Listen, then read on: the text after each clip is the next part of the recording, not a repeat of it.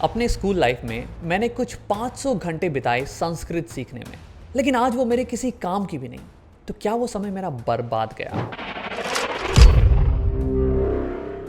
अगर आप एक नए पेरेंट हैं और आपके घर पे 2 या 3 भाषाएं बोली जाती हैं, तो आपने सुन रखा होगा कि आपके बच्चे को बोलना चालू करने में थोड़ा समय लगने वाला है। क्या ये सच है या झूठ? अगर कोई बच्चा एक से ज़्यादा लैंग्वेजेस सीखता है तो वो अपना समय बर्बाद कर रहा है, और इनफैक्ट सारे लैंग्वेजेस में उसकी वोकैबुलरी कम रहने वाली है बाकियों के कंपैरिजन। क्या ये सच है या झूठ? आइए पता करते हैं। स्टेटमेंट नंबर 1, अगर आप नए पेरेंट हैं और आपके घर पे 2 या 3 भाषाएं बोली जाती हैं, तो आपके बच्चे को बोलना सीखने में थोड़ा सा लेट होने वाला है। सही या गलत गेस करके एक बार बताइए। अब वैसे मेरे घर पे 3 भाषाएं बोली जाती हैं, हिंदी, इंग्लिश और मलयालम, और मेरी बेटी अभी 6 महीने की उम्र की है। और हमने सुना कि कुछ लोगों से कि ऐसा कुछ होने वाला है, और वहीं से मैंने रिसर्च चालू की इस वीडियो की, और मुझे पता लगा कि ये फिनोमेना थोड़ा बहुत सही है। कुछ बच्चों में तो मतलब कोई डिले नहीं होता है, बट कुछ बच्चों में डिले आता है। देखिए, नॉर्मली बच्चे 10 से 12 महीने की उम्र तक पहला वर्ड बोलते हैं और उसके बाद फिर बोलना चालू करते हैं। लेकिन जिन घरों में ज़्यादा लैंग्वेजेस बोली जाती हैं, वहाँ पे बच्चे शायद 1 से 2 महीने लेट बोलना चालू करते हैं। ठीक है, और इसमें कोई घबराने वाली बात नहीं है, क्योंकि ये जो गैप है ना, ये 4 से 5 साल की उम्र तक बराबर हो जाता है, तो कोई घबराने वाली बात नहीं है। अब अगर आप सोच रहे होंगे कि ये गैप आता क्यों, ये डिले आता क्यों है, तो ये इसलिए क्योंकि एक तो बच्चे को कम प्रैक्टिस मिल रही है। अब अगर मान लीजिए मेरे घर पे केवल हिंदी बोलते हैं और मैं अपनी बच्ची से कुछ 100 घंटे बात करता हूँ एक महीने में, तो वो 100 घंटे का प्रैक्टिस केवल हिंदी लैंग्वेज पे है। बट अगर 3 लैंग्वेज बोलते हैं तो आपको दिख रहा होगा कि कैसे हर एक लैंग्वेज को कम प्रैक्टिस मिलने वाली है। और दूसरी चीज़, थोड़ा कन्फ्यूजिंग हो जाता है बच्चे के लिए। अब मैं सेम जानवर को दिखा के बोलूँगा कि ये कैट है, और मेरी माँ बोलेगी ये बिल्ली है, और मेरी वाइफ बोलेगी कि ये पूचा है मलयालम में, तो फिर बच्चे के लिए तो थोड़ा कंफ्यूजिंग होगा ना। और बाद में मैं जब बच्चे से पूछूंगा ये क्या है, तो बच्चा सोचेगा कि ये कैट बोलूँ या बिल्ली बोलूँ या पूचा बोलूँ, क्या बोलना है यहाँ पे, राइट? सो इन कारणों से थोड़ा डिले आता है। स्टेटमेंट नंबर 2, अगर एक बच्चा 2 या 3 लैंग्वेजेस बोल सकता है तो वो ज़्यादा सोशल होने वाला है, और इसलिए हमें बच्चों को ज़्यादा लैंग्वेजेस सिखानी चाहिए। सही या गलत गैस करके बताइए। लोगों को लगता है कि अगर एक बच्चा ज़्यादा लैंग्वेजेस बोल सकता है तो यानी कि वो ज़्यादा लोगों से बात कर सकता है, यानी कि वो ज़्यादा दोस्त बना सकता है, यानी कि उसकी ज़िंदगी ज़्यादा खुशहाल होने वाली है, राइट? बट ऐसा कोई रिलेशनशिप है नहीं ज़्यादा लैंग्वेजेस का और ज़्यादा दोस्त बनाने का। देखिए, ये ज़्यादा डिपेंड करता है कि आपके बच्चे की टेम्परामेंट क्या है, उसकी नेचर क्या है। अगर वो एक्सट्रोवर्ट नेचर का है तो यानी कि डजेंट मैटर कितनी लैंग्वेजेस उसको आती हों, वो ज़्यादा दोस्त बनाएगा। लेकिन अगर आपका बच्चा इंट्रोवर्ट है तो डजेंट मैटर उसको 5-6 लैंग्वेजेस आती हों, वो फिर भी पसंद करेगा घर में अकेले रहना और अपना काम करना, which is okay, no problem at all. But मैं आपको ये समझाना चाह रहा हूँ कि अगर आप अपने बच्चे को सोशल बनाना चाह रहे हैं तो लैंग्वेज सिखाना ये उतनी मदद नहीं करने वाला है कंपेयर टू अगर आप अपने बच्चे को सोशल स्किल्स सिखाएं। एक किताब है, how to win friends and influence people. इसमें बहुत सारे टिप्स हैं ऑन हाउ टू सोशलाइज, जैसे कि how to genuinely appreciate other people और how to actively listen, and इनकी मदद से आपका बच्चा बहुत ही सोशल बन सकता है। तो अगर आपको सोशलाइजेशन सिखाना है अपने बच्चे को तो ये किताब लीजिए या फिर इस चैनल को सब्सक्राइब कीजिए, क्योंकि मैं इस चैनल पे इस बारे में और वीडियोस बनाने वाला हूँ। स्टेटमेंट नंबर 3, अगर आपका बच्चा 2 या 3 लैंग्वेजेस बोलता है तो यानी कि उसकी ब्रेन स्ट्रांग है और वो प्रॉब्लम सॉल्विंग एबिलिटीज़ और बाकी सारी एबिलिटीज़ में बाकियों के कंपैरिजन बेटर है। सही या गलत गेस कीजिए। अब इसके पहले कि मैं आपको आंसर दूं, let me show you the experiment जो कि साइकोलॉजिस्ट ने किया। तो ये ऐसा कुछ गेम था, और गेम के रूल्स क्या हैं कि आपको स्क्रीन पे कुछ वर्ड्स दिखेंगे, लेफ़्ट या राइट, बस 2 वर्ड्स दिखने वाले हैं, लेफ़्ट या राइट। जब भी आपको लेफ़्ट लिखा हुआ दिखे तो आप ए प्रेस कीजिए, या फिर राइट लिखा हुआ दिखे तो एल प्रेस कीजिए। Alright, let's play this. Right है तो एल, एल, ए, ए, ऐसे ही आपको करते जाना है। ओके, कुछ देर तक गेम चलेगा और फिर आपको जल्दी जल्दी भी करना है। मैं यहाँ पे धीरे कर रहा था दिखाने के लिए, बट या एक्चुअली में आपको जल्दी जल्दी करना है। फिर साइंटिस्ट ने ये देखा कि जो बच्चे ज़्यादा लैंग्वेजेस बोलते थे उनकी रिस्पॉन्स टाइम इसमें बहुत ही बेटर थी कंपेयर टू सिंगल लैंग्वेज बोलने वाले बच्चे। एंड इसके बेसिस पे उन्होंने कहा कि multilingual kids they have better problem solving abilities. Alright, तो ये बिल्कुल ही स्ट्रेट फॉरवर्ड रिजल्ट है, मेक सेंस। बाकी लोगों ने भी एक्सपेरिमेंट किया और रिस्पॉन्सेज कुछ सिमिलर ही आए। अब जब पूछा गया कि ऐसा क्यों हो रहा है, तो रीज़निंग कुछ ये है कि जो बच्चे ज़्यादा लैंग्वेजेस सीखते हैं उनकी अटेंशन एबिलिटी ये बेटर होती है। क्योंकि देखिए, अब मैं 2 लैंग्वेज सीख रहा हूँ, इंग्लिश और हिंदी। अब दोनों के अलग अलग ग्रामर्स हैं, दोनों की अलग अलग वोकैबलरी है, सिंटैक्स है, मुझे सब कुछ याद रखना है। और ये भी याद रखना है कि कहाँ पे किसका यूज़ करना है और किसको सप्रेस करना है। जब मैं अपने माँ बाप से बात कर रहा हूँ तो मैं हिंदी का इस्तेमाल करता हूँ और इंग्लिश के ग्रामर, वोकैबलरी, सिंटैक्स सब कुछ सप्रेस कर देता हूँ। और इसी का उल्टा होता है स्कूल में, जब मैं वहाँ पे बात कर रहा हूँ तो, राइट। तो इसलिए मेरे ब्रेन को ज़्यादा अटेंशन में प्रैक्टिस मिल रही है और इसी कारण से इन बच्चों की प्रॉब्लम सॉल्विंग और अदर एबिलिटीज़ बेटर होगी। ऑलराइट, अब यहाँ पे कुछ और नुआंस्ड सवाल आते हैं कि ये डिफरेंस कितना होता है और क्या ये डिफरेंस लैंग्वेज के apart from that other domains में भी आता है। जैसे कि अगर मान लीजिए मैं पेंटिंग कर रहा हूँ या फिर मैथ्स सीख रहा हूँ, तो क्या वहाँ पे भी मैं ज़्यादा अटेंशन दे पाऊँगा बाकियों के कंपैरिजन। तो अब इन सब पे कुछ स्टडीज़ का कहना है हाँ ऐसा होगा और कुछ स्टडीज़ का कहना है नहीं ऐसा नहीं होगा। तो यानी कि डिबेट चल रही है इस सेकेंड कैटेगरी के सवाल पे, और इसलिए इस स्टेटमेंट का आंसर है समवॉट ट्रू। जो बच्चे ज़्यादा लैंग्वेज सीखते हैं उनका ब्रेन बाकियों के कंपैरिजन समवॉट स्ट्रॉन्ग होता है, यस। और इस डिफरेंस को आप मैच भी कर सकते हैं ज़्यादा प्रैक्टिस करके। फॉर एग्जांपल, एक और स्टडी है जो कहती है कि जो बच्चे ज़्यादा लैंग्वेजेस बोलते हैं उनमें brain diseases like dementia, Alzheimer's, ये अगर होगा भी ना तो बाकियों के कंपैरिजन 4-5 साल डिलेड आएगा।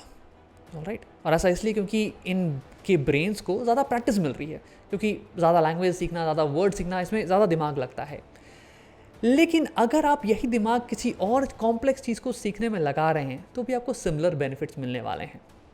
ऑलराइट, सो इसलिए मैं कह रहा हूँ समवॉट ट्रू इस स्टेटमेंट को, नॉट कम्प्लीटली ट्रू। क्योंकि पहली बात तो ये कि ऐसे ही सिमिलर बेनिफिट्स, लैंग्वेज सीखने के जो बेनिफिट्स हैं वैसे ही सिमिलर बेनिफिट्स आपको मिल सकते हैं अगर आप अपना दिमाग, अपना समय कुछ और चीज़ों को सीखने में लगा रहे हैं तो। ऑलराइट, और सेकेंड ऑफ ऑल, ये जो बेनिफिट्स हैं ये लैंग्वेज रिलेटेड टास्क्स के लिमिटेड हैं, ट्रांसलेट करेंगे बाकी डोमेन्स में या नहीं ये हमें अभी पता नहीं है। ऑलराइट, लेकिन फिर भी मैं ये कहूँगा कि अगर आपके बच्चों को मल्टीपल लैंग्वेज सिखाना है तो चूज़ कीजिए यस, क्योंकि बचपन में यार और क्या ही मेंटल प्रैक्टिस करवाइएगा आप। कैलकुलस तो वो सीख नहीं सकता है, म्यूज़िक तो वो सीख नहीं सकता है, ड्राइंग तो वो सीख नहीं सकता है, वो सीख सकता है तो लैंग्वेज। राइट, ये सिखाना ईजी है, बस आपको बात करना है, दैट्स इट। तो इसलिए मैं मल्टी लैंग्वेज सिखाऊंगा अपने बच्चे को, स्पेशली जब वो 2 साल से कम की उम्र का हो। उसके बाद की बात बाद में करते हैं। पहले तो ये बात कर लेते हैं कि अगर आप नए पेरेंट हैं और आपके घर पे 2 से 3 लैंग्वेजेस बोली जाती हैं, जैसे कि मेरे घर पे है, तो फिर आपको अपनी पेरेंटिंग स्टाइल कैसे चेंज करनी चाहिए ताकि आपके बच्चे के लिए बेनिफिशियल हो। तो देखिए, पहले तो कुछ कॉमन एडवाइस जो कि सबके लिए इम्पॉर्टेंट है। नंबर 1, आपके बच्चे के साथ आप कन्वर्सेशन कीजिए। ओके, इवन इफ उनको कुछ समझ में नहीं आ रहा हो तो, आई मीन 1-2 महीने के बच्चे को क्या ही समझ में आने वाला है, बट ये मत सोचिए, फिर भी आप उनसे बात कीजिए, क्योंकि वो फिर भी वर्ड्स को कैच कर रहे हैं, साउंड्स को कैच कर रही हैं, and that is going to be helpful actually. Alright, और मैंने कन्वर्सेशन कहा है, टॉक नहीं कहा है। कन्वर्सेशन मतलब कि आपको बोलना है, फिर पॉज करना है और फिर बोलना है। ऑलराइट, ताकि बच्चे को थोड़ा समय मिले रिस्पॉन्ड करने का। मैं एक क्लिप दिखाऊंगा कुछ सुन ही। कुछ चीज़ें ध्यान देने के लिए यहाँ पे ये है कि आप क्या कर सकते हैं कि उन्हें कोई किताब लेके पढ़ाएं, क्योंकि बार बार आपके पास आइडियाज़ कहाँ से आएंगे कि क्या बात करना है। आप कुछ गाने भी गा के सुना सकते हैं, वो भी चलेगा, एज लॉन्ग एज वो आपको देख रहे हैं और रिस्पॉन्ड कर रहे हैं, दैट इज़ रियली गुड। और इसीलिए ऑडियो चलाना या फिर वीडियो दिखाना ये हेल्पफुल नहीं होने वाला है, क्योंकि ऑडियो और वीडियो ये बच्चे को देख के रिएक्ट नहीं करने वाले, वो तो प्री रिकॉर्डेड चीज़ है, उसे फ़र्क नहीं पड़ता है कि बच्चा कैसे रिएक्ट कर रहा है। राइट, सो इसलिए वो चीज़ें हेल्प नहीं करती हैं।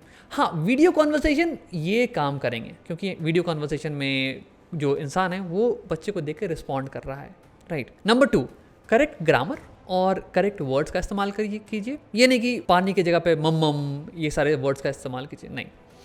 Number 3, talk in parentheses and not in normal speech. अब ये पेरेंटीज़ क्या चीज़ है? एक मैं आपको एग्जांपल दिखा देता हूँ यहाँ पे। Did you go to the store today? You did. We went to the store. तो ये आपको दिख रहा होगा कि कैसे यहाँ पे पहले तो कॉन्वर्सेशन हो रही है, माँ ने कुछ बोला, पॉज किया ताकि बच्चा कुछ रिस्पॉन्ड करे और फिर माँ बात कर रही है, तो दिस इज़ कॉल्ड कॉन्वर्सेशन। दूसरी चीज़, ये पेरेंटीज भाषा है, यहाँ पे आप स्लो पेस में बात करते हैं, आप वॉवल्स को इलोंगेट करते हैं, जैसे कि बुक नहीं बोलिएगा बट आप बोलिएगा बुक, कार, ये सारी चीज़ें। आप एग्जैजरेटेड फेशियल एक्सप्रेशन देते हैं, अपने टोन्स को बदलते हैं ताकि बच्चा आपके फेस पे अटेंशन कर सके और रिस्पॉन्ड कर सके। So that's why that happens. आखिरी चीज़ ये है कि हमें स्टडीज़ में पता चला है कि अगर 2 बच्चे या 3 बच्चे साथ में हैं तो जो भी चीज़ वो सीख रहे हैं वो जल्दी सीखेंगे।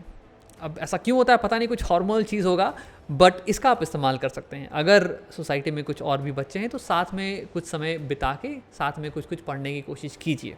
ऑलराइट, नाउ कुछ स्पेसिफिक टिप्स यहाँ पे बाइलिंगुअल पेरेंट्स के लिए, बाइलिंगुअल या मल्टीलिंगुअल पेरेंट्स के लिए। पहली तो आपको पेशेंस रखनी पड़ेगी बहुत ज़्यादा, क्योंकि हो सकता है कि बच्चे को कुछ डिले हो वर्ड्स बोलने में। और दूसरी चीज़, जब वो बोलना चालू करें तो शायद वो वर्ड्स को मिक्स करें डिफरेंट लैंग्वेजेस के, वो हिंदी इंग्लिश को मिक्स करके बात करें। कंप्लीटली फाइन, पेशेंस रखिए। दूसरी चीज़, आपको अपने बच्चे से ज़्यादा बात करनी पड़ेगी compare to other parents, because जैसे कि हमने बात किया था कि अगर आपके घर पे सिंगल लैंग्वेज है तो आप 100 घंटे बस सिंगल लैंग्वेज में बात कर रहे हैं, तो बच्चे को ज़्यादा प्रैक्टिस मिल रही है उस लैंग्वेज की। लेकिन आपके घर पे 3-4 लैंग्वेज है तो फिर आपको हर लैंग्वेज में उतना बात करना पड़ेगा, right, to give same amount of practice. Number 3 is कि 1 पर्सन 1 लैंग्वेज, इसको फॉलो कीजिए अगर पॉसिबल हो तो। इससे क्या होगा कि मतलब इसका फर्स्ट ऑफ ऑल मतलब ये हुआ कि जब मैं बात कर रहा हूँ अपनी बेटी के साथ तो मैं हमेशा इंग्लिश में बात करूँ, ताकि बेटी को पता चले कि पापा इस लैंग्वेज में बात करते हैं। और जब मेरी माँ यानी कि उसकी दादी जब बात करें तो वो हमेशा हिंदी में बात करें, ताकि उसे पता चले कि हाँ, दादी के साथ हमेशा हिंदी में बात करना है। उससे होगा क्या कि जब वो किसी एक इंसान से बात कर रही होगी ना, तो उसे ये कन्फ्यूजन नहीं होगा कि किस स्क्रिप्ट का इस्तेमाल करना है, किस ग्रामर का इस्तेमाल करना है, वो चीज़ें ईजिली बैठ जाएंगी। ऑलराइट, नंबर 4 है कि एक प्राइमरी लैंग्वेज पे आप फोकस कर सकते हैं और उसकी वोकैबुलरी ज़्यादा प्रैक्टिस करवा सकते हैं। फॉर एग्जांपल, इंडिया में English is important for progress of the students. अब तुम शहर में आए हो, ऐसी ही बातें करोगे या तुम्हें इंग्लिश वगैरह भी आती है? लो कर लो बात। अरे बाबूजी, ऐसी इंग्लिश आवे दैट आई कैन लीव अंग्रेज बिहाइंड। राइट, तो इसलिए मैं कोशिश करूँगा कि इंग्लिश पे ज़्यादा ध्यान दें और ज़्यादा प्रैक्टिस उसे मिले इंग्लिश की, ताकि उसकी वोकैबुलरी, उसकी ग्रामर ज़्यादा जल्दी स्ट्रेंथन हो जाए। अब आखिरी स्टेटमेंट नंबर 5, अगर आपका बच्चा थोड़ा बड़ा हो गया है, मिडिल स्कूल में है, तो क्या उसे मल्टीपल लैंग्वेजेस सीखनी चाहिए और is it going to be a waste of time? देखिए, ग्रेड 5 से ग्रेड 10 के बीच में मैंने संस्कृत सीखी थी, कुछ 500 घंटे लगाए थे क्लास वर्क, होमवर्क और एग्ज़ाम को मिला के, बट आज उसका कुछ ज़्यादा यूज़ नहीं है मेरी लाइफ में। तो क्या मैंने अपना टाइम वेस्ट किया? मेरी वाइफ का एक कज़न है जो कि ग्रेड 7 में है, उसके क्लास में कुछ 4 से 5 लैंग्वेजेस पढ़ाई जा रही हैं। हिंदी इंग्लिश तो है ही, साथ में मलयालम 1, मलयालम 2 बिकॉज वो केरला में है, एंड शायद संस्कृत भी है। तो मेरा सवाल ये है कि दिन में तो 24 ही घंटे हैं, चाहे आप केरला में हो, चाहे आप अमेरिका में हो, कहीं भी हो। अब वो 24 घंटे आप या तो इन सारी लैंग्वेजेस में दे सकते हैं या फिर मैथ साइंस में दे सकते हैं। मतलब अगर आप इन सारी लैंग्वेज को सीख रहे हैं तो बाकी सारे सब्जेक्ट के लिए समय तो कम ही होगा ना कहीं तो समय कट के आएगा, right? So is this useful और is this a waste of time? आपको क्या लगता है, गेस करके बताइए। वेल, अब इस पे देखिए कोई साइंटिफिक स्टडी हुई नहीं है, इस पर कोई परफेक्ट जवाब है नहीं। This is a very personal question और इसका एक पर्सनल ही आंसर होने वाला है। It depends. फॉर एग्जाम्पल कि अगर मान लीजिए आपका बच्चा बोलता है कि मेरा इंटरेस्ट है जापानीज़ सीखने में, क्योंकि मुझे एनिमे पसंद है और इसलिए मैं सीखना चाहता हूँ Japanese. Very good, keep going, go for it. अगर आपका बच्चा बोलता है कि पापा मुझे डॉक्टर बनना है, तो उस केस में यार डॉक्टर्स को तो मल्टीपल लैंग्वेजेस आनी चाहिए, क्योंकि आपको लोकल लोगों से बात करनी पड़ेगी। तो विदाउट लोकल लैंग्वेज आप कैसे बेटर काम कर पाएंगे? तो उस केस में आपको सीखनी चाहिए। लेकिन वहीं लेट्स से आप अमेरिका में सेटल हैं और आपको ग्रीन कार्ड वगैरह मिल गया है एंड लॉन्ग टर्म आपका प्लान वहीं लग रहा है, तो फिर क्या आपको सीखनी चाहिए? This will depend on you have to decide. Science से हमें 2 चीज़ें पता चलती हैं। नंबर 1 कि लैंग्वेज सीखने से ब्रेन की डेवलपमेंट होती है, that is good because brain का एक्सरसाइज होता है। हाँ, अब वही सारे सेम बेनिफिट्स अब कुछ और सीख के भी ला सकते हैं, बट लैंग्वेज से भी आपको बेनिफिट मिलती है तो आप कर सकते हैं उसके लिए। दूसरी चीज़ कि लैंग्वेज सीखना बचपन में बहुत ही आसान होता है।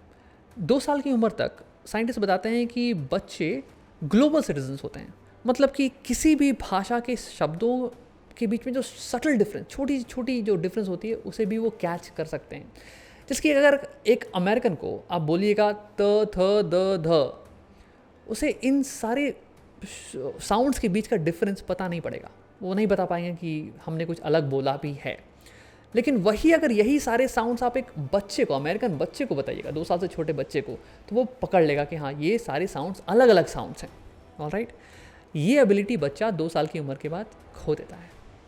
एंड इसीलिए कहते हैं कि 2 साल की उम्र तक कोई भी लैंग्वेज में आप बस उसे बात करते जाइए एंड वो सीखते जाएगा आराम से। ऑलराइट, अब सेकेंड माइलस्टोन बच्चे की लाइफ में तब आता है जब वो प्यूबर्टी हिट करता है, अराउंड 14-15 साल की उम्र के अराउंड। उसके बाद लैंग्वेज लर्निंग और रैपिडली डिक्लाइन करती है। तो यानी कि ये 2 माइलस्टोन्स हैं, 2 साल की उम्र और फिर प्यूबर्टी के अराउंड का टाइम। यहाँ तक आपको फोकस करना है। देखिए 2 साल की उम्र तक तो अगर मदर टंग वगैरह सिखानी हो तो आई वुड से बस बात कीजिए और बच्चा फ्री ऑफ कॉस्ट में सीख जाएगा। हाँ, उसके बाद आप ये सोच सकते हैं कि क्या लैंग्वेजेस उसके भविष्य में इंपॉर्टेंट होने वाली है एंड कुछ सोच समझ के उसे कुछ लैंग्वेजेस सिखाइए। That is going to be a good mental exercise. Alright, अब अगर आपके पास कोई और लॉजिक है तो ज़रूर मुझे कमेंट करके बताइएगा कि आपने ये कैसे डिसाइड किया। अब अगर ये वीडियो पसंद आया तो ज़रूर लाइक कीजिएगा, और अगर कोई नए पेरेंट्स हैं तो उनके साथ ये वीडियो ज़रूर शेयर कीजिए क्योंकि उन्हें भी बेनिफिट मिल सकती है।